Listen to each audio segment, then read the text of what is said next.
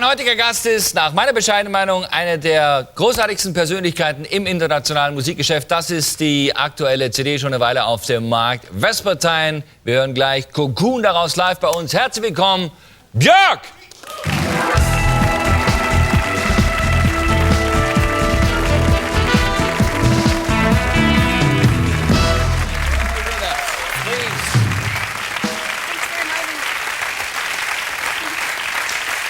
I really enjoyed very much to have you with us tonight because I know you for many, many years. Of course, only videos and movie and your music, and I really like very much what you do. And you've been to Hamburg yesterday? Mm-hmm. Yes? And you came by train to Cologne? Mm-hmm. I was surprised that such a big star like you, why don't you go by plane? The air pressure forces the molecules to go tiny. Aha. I see. So this has environmental reason why you don't like to go on planes? Well, it's just discomfort. So it takes longer to recover.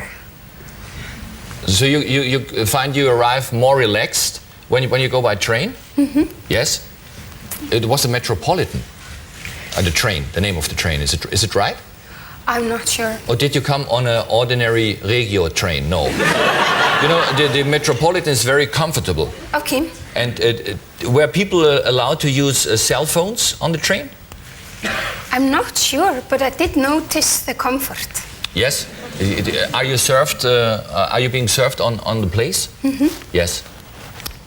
Yeah, we don't have trains in Iceland.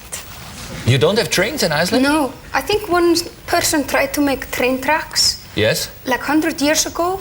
And I think he managed to get a few meters out of the city. Yes. And then he decided it was not so good idea. But you realized it very soon. Yeah. Yes? How do people travel? I mean, if you don't have trains, for example, younger people who don't drive cars, or how do they travel in Iceland? Oh, young people there drive cars. What? They have jeeps. It's the most common vehicle there is. Yes. Jeeps with four-wheel drive.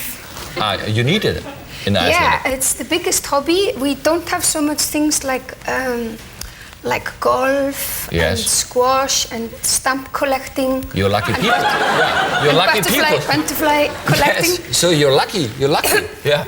Yeah, people go on the weekends and they drive into the unknown. Yeah. And they go over glaciers, and they might fall into cracks. Yes. And die. And then they many together, and then one jeep has to.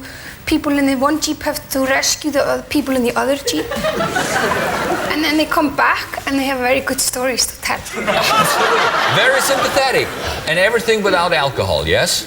Wow. Yeah. Where do you live? I live in the capital. And but you live in Iceland, you don't live in New York, or? Well, I do. I go there now about once a month to Iceland. Yes? So yeah, I have had the same flat there. Yes. For like 15 years, by the harbor where the fishing boats are. There are still fishing boats, not only for the tourists. People still do fishing there. Mm-hmm. Yeah. Yeah. You have a very pretty and nice dress.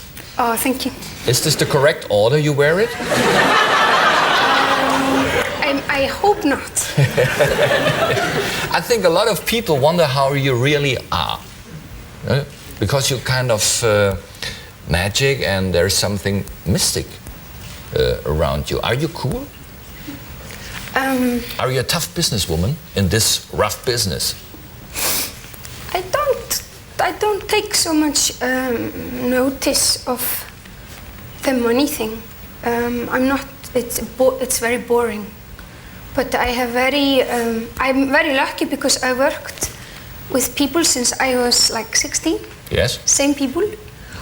So I have, I think it's called in common language, full artistic control. What you have? Yeah. And only very few people have this. Yeah. I think the artist formerly known as Prince. Yeah. Tough Cup, he has it. Yeah. And maybe George Michael now, and you. And maybe Madonna. Yeah, well, the thing is, I can write any song I want, of course. and then I can obviously work Yes. with anybody I want. And then when I start, for example, writing my songs, Yeah. there is no master plan of when it's coming out. I can just write until I think it's ready. And yeah, with tours too and stuff. So I mean, this is probably because I work with the same people since I was 16. So it's a small group of people that used to be punks. Yes. We're not very fond of the establishment. So Do punks in Iceland look like you? You know, have you ever seen a German punk? I actually used to come to Berlin Yes. when I was 16, Yeah. and I would stay in a squad with punks who were there, and I think they were trying to explode up the parliament or something. They were busy. We didn't see them in the daytime. They were busy trying to bring down the government. Yeah. Oh, hell. And it's time consuming. Yeah. And so I guess you could call these people punks. So we did meet them, and I was in this band that supported Einstürzende Neubauten. Einstürzende Neubauten. Yeah, and you were the supporting act? Yeah. Times they are changing.